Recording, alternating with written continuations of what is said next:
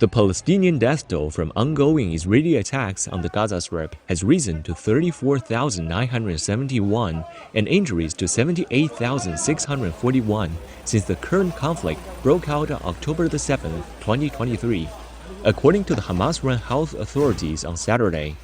A statement said, during the past 24 hours, the Israeli army killed 28 Palestinians and wounded 69 others in the coastal enclave. Israel has ramped up strikes on the Palestinian city of Rafah after the talks on the Israel-Hamas truce held in Egypt's Cairo collapsed on Thursday.